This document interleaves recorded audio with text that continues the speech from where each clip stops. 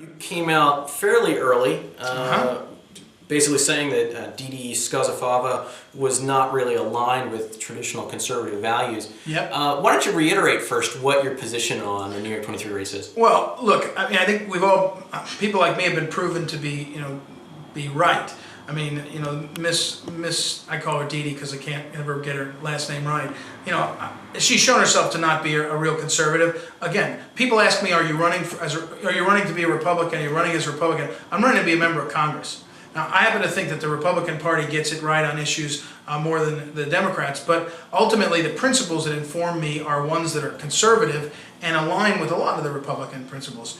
Dede Scozzafava, I mean, she is not someone who says she doesn't know how to sign the anti-tax pledge, the no tax increase pledge, because she doesn't quite know if it applies to income tax. It's just comical, and I think she proved herself to be exactly what we thought by endorsing a liberal Democrat against another conservative. So I think that my concern is that we get on with the argument about issues and move forward. And I think Mr. Hoffman will take his seat in Congress, God willing, and as soon as this is over and certified, and we'll go on to the next. And I think there needs to be more candidates in all parties who espouse the principles, conservative principles, smaller government. What government does, it does well and transparently. Kind of getting power back to the states. This isn't America. This is the United States of America, and the states deserve to have their power and not have it abridged. And once we get back to those things, I think past this NY23, that argument can be made more forcefully. Look, Hoffman captured it, and let's keep going forward. And ultimately, it's Pelosi and the Congress that needs to be, taught what the basics of the Constitution and our country mean, and that's going to happen in 2010 in November. What role do you see for the GOP and the Republican Party as a whole going forward? I mean, it looks like Newt Gingrich probably burnt a lot of his political capital endorsing Dede, only to have her turn around and endorse a Democrat at the end of the day. Doesn't that sort of undermine the political or the party structure system? Yeah, look, here's what I think is that if we were talking about running for president, where the two parties are clearly the dominant parties, at least at this point, that's a different question.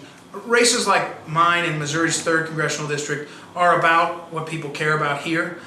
They're not particularly, I think, focused on the party structure. I'm happy to have Republican friends, Democrat friends, Republican supporters, Democrat supporters, and I think, be foolish to disregard the party system completely.